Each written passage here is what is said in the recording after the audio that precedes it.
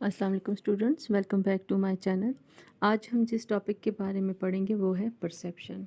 Perception क्या है? Perception को सबसे पहले हम आसान लफ्ज़ों में समझने की कोशिश करते हैं। परसेप्शन वो प्रोसेस है जिसके ज़रिए हम वो इंफॉर्मेशन जो हमें मिल रही होती है, हमारे इर्द गिर्द मौजूद होती हैं, उसको हम एक मीनिंगफुल नाम देते हैं, या हम उसको कह सकते हैं, हम उसको ऐसे एक्सप्लेन करते हैं जो कि आसानी से समझाया जा सके और जिसके बारे में बताया भी जा सके। दूसरे लफ्ज़ों में परसेप्शन हमारे पास प्रोसेस है जिसके ज़रिए हम वो इंफॉर्मेशन जो कि हमारी सेंसरी ऑर्गन्स हैं, जैसे कि हमारी आँख है, नाक है, ज़ुबान है, कान है और टच मतलब स्किन है, इनके ज़रिए हमें जो इंफॉर्मेशन मिलती है हम उसको एक आसान लफ्ज़ों में एक्सप्लेन करते हैं, नाम देते हैं या उसको कोई लेबल करते हैं। अब अगर हम इसको इस तरीके से कहें कि परसेप्शन क्या है, तो परसेप्शन हमारे पास मेनली सिर्फ सेंसेशन की बेस पर नहीं, बल्कि ये मेमोरी, थॉट और सेंसेशन तीनों इम्पॉर्टेंट कॉग्निटिव जो हमारे पास प्रोसेसेस हैं उनकी कॉम्बिनेशन का नाम है।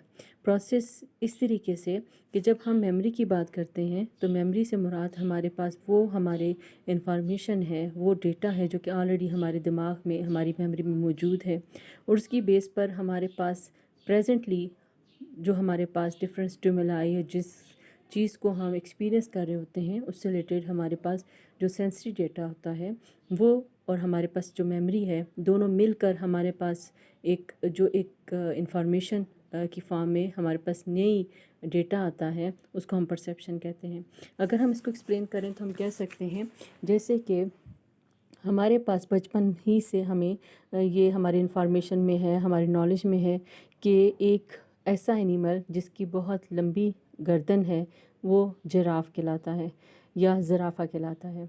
तो हम अगर किसी ज़राफ़े की या ऐसी किसी जानवर की तस्वीर देखें जिसकी गर्दन बहुत लंबी हो, तो हम अपनी मेमोरी जो कि हमारे पास इंफॉर्मेशन ऑलरेडी हमारे दिमाग में मौजूद है, उसकी बेस पर हम उसको दोबारा से रिकॉल करेंगे कि अच्छा ऐसा कौन सा जानवर है जिसकी बहुत लंबी गर्दन होगी। तो और सेकेंडली हमारे पास जो पिक्चर में, तस्वीर में हमारे पास इंफॉर्मेशन है कि एक जानवर है, उसकी लंबी गर्दन है और उसके सारे फीचर्स उस इंफॉर्मेशन से मैच करें जो कि हमारे पास ऑलरेडी मेमोरी में मौजूद है। तो ये दोनों इंफॉर्मेशन, ये दोनों प्रोसेसेस जो कि सेंसेशन और मेमोरी आपस में मिलकर हमें एक पर्टिकुलर प्रोसेस कंप्लीट करवाते हैं जिसको हम कहते हैं परसेप्शन।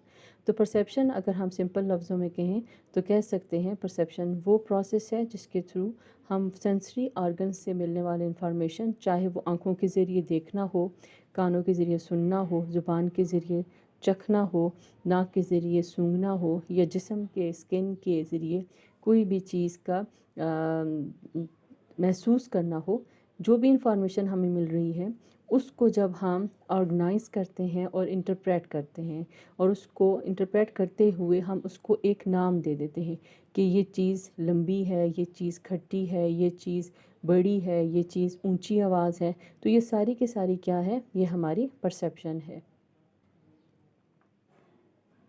अब हम बात कर लेते हैं कि वो कौन से फैक्टर्स हैं जो कि परसेप्शन के प्रोसेस में बहुत इंपॉर्टेंस रखते हैं, जिनको हम ग्रुप कर सकते हैं तीन मेजर कैटेगरीज़ में।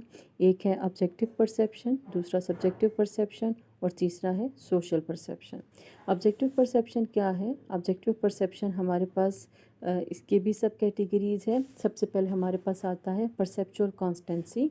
परसेप्चुअल कॉन्स्टेंसी से मुराद हमारे पास वो प्रोसेस है जिसके ज़रिए हम चीज़ों को परसीव करते हैं और उनको उस डिफरेंट एनवायरमेंटल जो चेंजेस आ रही होती हैं उसके बावजूद भी हम उसको एज इट इज़ परसीव करते हैं। मीन्स हमारे पास जो चेंजेस आ रही होती हैं एनवायरनमेंट में वो हमारे लिए एज सच इम्पॉर्टेंट नहीं होती। हम चीज़ों को उसकी परसेप्शन के बेस पर, उनके एग्जिस्टेंस की बेस पे हम परसीव कर लेते हैं।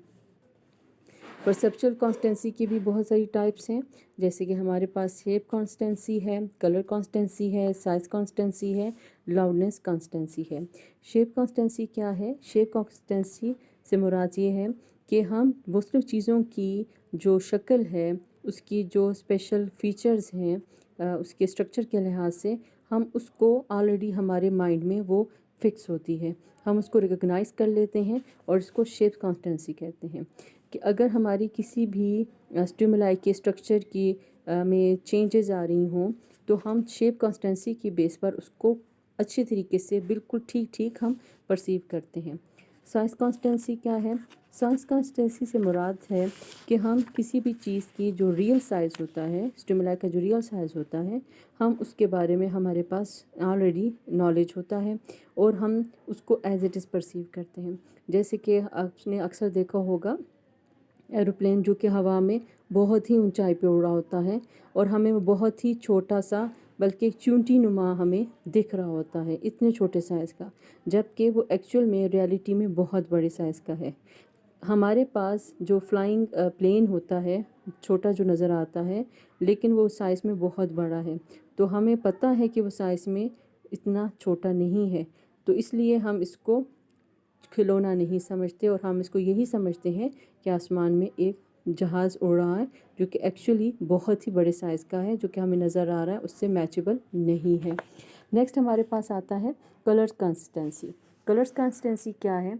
जैसे कि हमने शेप और साइज़ की बारे में बात की, तो कलर कंसिस्टेंसी से मुराद ये है कि हमारे पास बहुत सारी ऐसी चीज़ें होती हैं, जिनके ऐसे स्टिमुलाई होते हैं जिनके स्पेसिफ़िक जो कलर्स हैं ऑलरेडी हमारे पास माइंड में फ़िक्स हैं।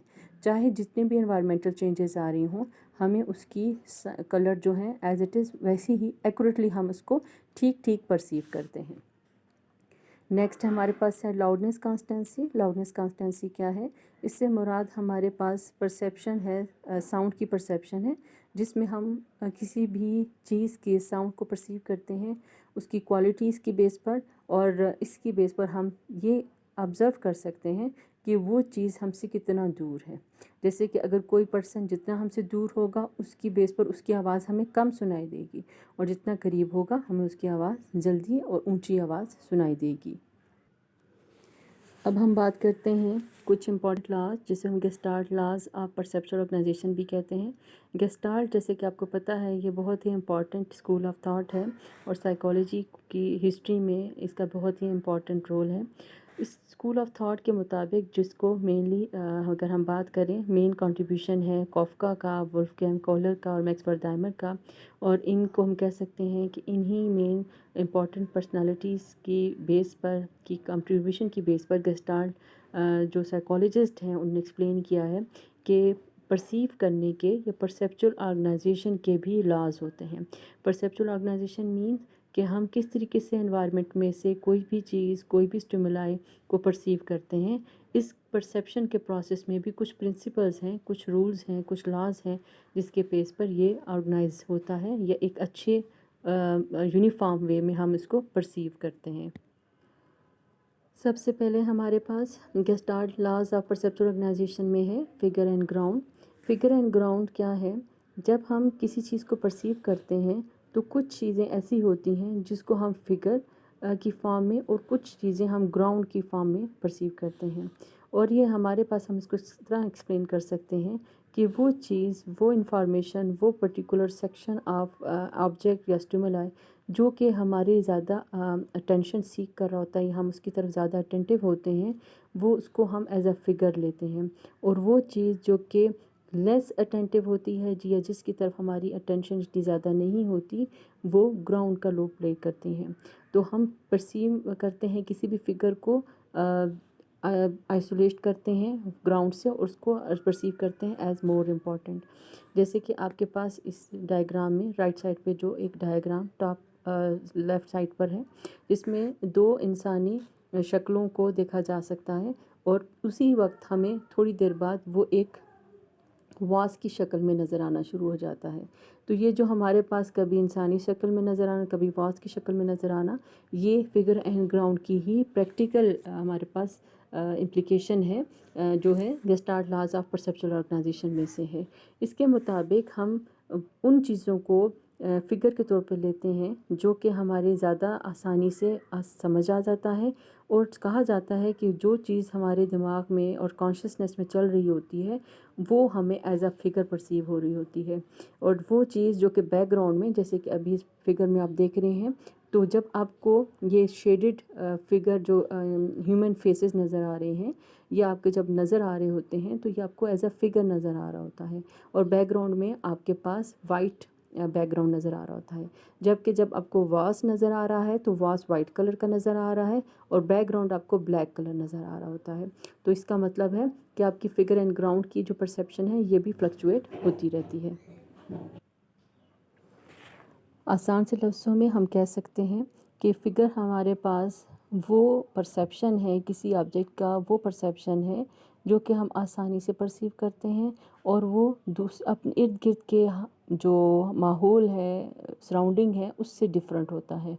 जैसे कि अगर हम किसी भी बंदे की, किसी भी पर्सन की आवाज़ सुने, जो कि मीटिंग में हम, हमारी ड्यूरिंग मीटिंग हम किसी से बात कर रहे हों तो हमें अचानक सुनाई दे दे, तो वो इंसान जिससे हम बातचीत कर रहे हैं वो हमारे लिए फ़िगर होगा, और इर्द गिर्द जो लोगों की आवाज़ें हमें सुनाई दे रही हैं वो हमारे लिए ग्राउंड होगा। नेक्स्ट जो रूल है हमारे पास है लॉज ऑफ परसेप्चुअल ऑर्गेनाइजेशन में, वो है हमारे पास प्रॉक्सिमिटी। प्रॉक्सिमिटी से क्या मुराद है कि वो स्टिमुलाई जो कि एक दूसरे के करीब होते हैं और हम उनको एक ग्रुप के तौर पे परसीव करते हैं, और उनको परसीव करते हुए हम उनको दूसरे जो हमारे पास स्टिमुलाई हैं उनसे हम उनको अलग करके परसीव करते हैं। जैसे कि हमारे पास फिगर नंबर 2 जो है, इसमें आपको स्ट्रेट लाइंस और कुछ बड़ी ब्रैकेट्स जो हैं आपस में करीब करीब ड्रा की हुई नज़र आ रही हैं। तो आपको ये जो पिक्चर में डिफरेंट हमारे पास जो लाइंस लगी हुई हैं, ये आप इसको परसीव कर रहे हैं as a groups of almost 4 groups of straight lines, और इसी तरीके से ऑलमोस्ट 4 ग्रुप्स ऑफ ब्रैकेट्स और बिग ब्रैकेट्स। तो इसको हम क्यों देख रहे हैं? क्योंकि हमने इनको ग्रुप कर लिया है कि दो दो लाइंस आपस में एक ग्रुप बना रही हैं, इसी तरीके से दो दो ब्रैकेट्स जो हैं एक ग्रुप बना रहे हैं, क्योंकि इनकी आपस में डिफरेंस जो डिस्टेंस है वो नहीं है। तो प्रॉक्सिमिटी से मुराद जितना कोई चीज़ करीब होंगे हम उसको as a one whole perceive करते हैं। नेक्स्ट प्रिंसिपल हमारे पास आता है, नेक्स्ट हमारे पास जो इम्पॉर्टेंट प्रिंसिपल है वो है प्रिंसिपल ऑफ सिमिलैरिटी। सिमिलैरिटी के मुराद हमारे पास ये है कि हम वो चीज़ें, वो स्टिमुलाई जो कि एक जैसी होती हैं, सेम होती हैं, उनको हम एक ग्रुप की फॉर्म में परसीव करते हैं। जैसे कि आपको इस फिगर में भी नज़र आ रहा होगा कि इसमें हमारे पास कुछ सर्कल्स हैं और कुछ स्क्वेयर्स हैं। तो सर्कल्स जो हैं आपस में मिलकर एक प्लस का साइन बना रहे हैं, और इस प्लस के इर्द गिर्द हमारे पास स्क्वेयर्स जो हैं सब स्क्वायर की फॉर्म कंस्टिट्यूट कर रहे हैं। तो इन पूरे डायग्राम में हमारे पास जो सर्कल्स हैं उनको हमने एक ग्रुप की फॉर्म में हम परसीव कर रहे हैं, और स्क्वायर्स को हम एक ग्रुप की फॉर्म में परसीव कर रहे हैं क्योंकि उनकी शेप सेम है। तीसरा इम्पॉर्टेंट प्रिंसिपल क्या है? यह है गुड फॉर्म। गुड फॉर्म से मुराद ये है कि जब हम परसीव कर रहे होते हैं तो हमारी यही कोशिश होती है कि हम चीज़ों को बेहतरीन से बेहतरीन अंदाज में परसीव करें जो कि हमारे लिए आसानी से समझा जा सके। जैसे कि सामने दिए गई डायग्राम में ABC और D डायग्राम जो हैं छोटे छोटे शॉर्ट में फॉर्म में आपके पास नज़र आ रही होंगी, जिसमें एक स्क्वायर और एक ओवल या आप कह सकते हो सर्कल जो है एक दूसरे को ओवरलैप कर रहे हैं, एक दूसरे को टच कर रहे हैं। तो हमारे पास जो डिफरेंट पॉसिबली जो आपके पास या 4 डिफरेंट फिगर्स में ड्राइंग नज़र आ रही हैं, इसमें से सबसे आसान जो ड्राइंग आपको इजीली परसीव हो रही है वो A या B होगी, क्योंकि इसमें आपके पास आसानी से नज़र आ रहा है कि एक स्क्वायर है और एक ओवल है, और इसलिए हम कह सकते हैं जो C या D वाली डायग्राम्स हैं वो आपको आसानी से समझ नहीं आ रही होगी, आपने इसको आसानी से परसीव नहीं किया होगा, क्योंकि ये किसी तरीके से भी आसानी से अपनी करेक्टरिस्टिक्स की बेस पे एक्सप्लेन नहीं किया जा सकता कि क्या ये स्क्वायर है या ओवल है। नेक्स्ट प्रिंसिपल हमारे पास आता है कॉन्टीन्यूटी। कॉन्टीन्यूटी क्या है? इस लॉ के मुताबिक हम ऑर्गेनाइज करते हैं चीज़ों को उनकी सिमिलर नेचर की बेस पर, और उसी डायरेक्शन में हम उसको परसीव करते हैं जो कि हमारे लिए आसानी से समझ आने वाली बात हो। जैसे कि नीचे दिए गए डायग्राम में जिसमें एक कर्वी लाइन है और एक हाफ या इनकम्प्लीट स्क्वायर कह सकते हो, ये दोनों आपस में एक दूसरे को क्रॉस कर रहे हैं। तो इसको हम देख रहे हैं कि कर्वी लाइन अलग मूव कर रही है और स्क्वेयरी लाइन जो है अलग मूव कर रही है। तो हमारे पास ये मूव होती हुई एक दूसरे के साथ कनेक्टेड नज़र आ रही है और ये ऑर्गेनाइज हो रही है क्योंकि इसकी नेचर सेम है, उनकी डायरेक्शन सेम है। तो इसलिए हम इन दोनों लाइंस को एक सिमिलर डायरेक्शन में मूव हुआ होता देख रहे हैं और ये भी हमारे पास एक इम्पॉर्टेंट लॉ है। नेक्स्ट इम्पॉर्टेंट प्रिंसिपल है हमारे पास क्लोजर। क्लोजर से मुराद ये है कि हम अक्सर औक़ात कुछ ऐसे हालात होते हैं जिसमें हमारे पास परसीव करने वाले स्टिमुलाई जो होते हैं इनकम्प्लीट होते हैं या ऑब्जेक्ट जो फिगर होते हैं वो कंप्लीट नज़र नहीं आ रहे होते, लेकिन हम अपने पास्ट एक्सपीरियंसेस के बेस पर और मेमोरी में जो हमारे पास ऑलरेडी इन्फॉर्मेशन है उसकी बेस पर हम उस गैप को खुद ब खुद फिल कर देते हैं। जैसे कि आपके सामने एक हार्ट्स की पिक्चर नीचे नज़र आ रही है, दो कि आप अगर ज़रा गौर करें तो ये हार्ट्स की पिक्चर पूरी की पूरी लाइंस के ज़रिए नहीं बनाएगी, कहीं ना कहीं जो लाइंस हैं ब्रोकन है या इनकम्प्लीट हैं, लेकिन आपको ये एक नज़र आ रहा होगा एक कंप्लीट हार्ट्स की पिक्चर, क्योंकि वो एरिया जो कि मिस हो चुका है जिसमें लाइंस नहीं बनी हुई है हम उसको अननोइंगली अनइंटेंशनली हम उसको फिक्स कर देते हैं, उसको हम फिल कर देते हैं और इस प्रोसेस को कहते हैं क्लोजर। तो क्लोजर एक इम्पॉर्टेंट हमारे पास प्रिंसिपल है जिसके मुताबिक हम किसी भी ऑब्जेक्ट को, किसी भी फिगर को या स्टिमुलाई को परसीव करते हुए वो उसके डिफरेंट शेप में जो इनकम्प्लीट सेक्शंस रह जाते हैं अपनी पास्ट एक्सपीरियंसेस और मेमोरी के बेस पर हम फिल करके एक आसान तरीके से उसको समझते हैं और परसीव करते हैं। नेक्स्ट इम्पॉर्टेंट प्रिंसिपल हमारे पास आता है कॉमन फेट। कॉमन फेट क्या है? कॉमन फेट से मुराद हमारे पास एक इम्पॉर्टेंट एक प्रिंसिपल है जिसके मुताबिक वो स्टिमुलाई जो कि एक ही डायरेक्शन में मूव कर रहे होते हैं हम उसको एक आसान तरीके से एक ही ग्रुप में हम उसको परसीव करते हैं। जैसे कि इस डायग्राम में आपने देखा होगा कि कुछ ऐसी ड्राइंग है जो कि एक ही डायरेक्शन में, जैसे पहली लाइन में हमारे पास डायरेक्शन आपके पास लेफ़्ट साइड पर है, नेक्स्ट लाइन में आपके पास राइट साइड पर है, फिर नेक्स्ट लाइन में लेफ़्ट साइड पर और फिर राइट साइड पर। तो इसमें अगर हम कह सकते हैं कि जिस तरीके से तमाम पूरी ड्राइंग की डायरेक्शन एक तरह है हम उसको एज अ होल परसीव कर रहे होते हैं, और कॉमन फेट में हमारे पास यही है कि जब हम कोई स्टिमुलाई परसीव कर रहे होते हैं जो कि एक ही डायरेक्शन में मूव कर रहा होता है तो हम उसको as a one group perceive करते हैं।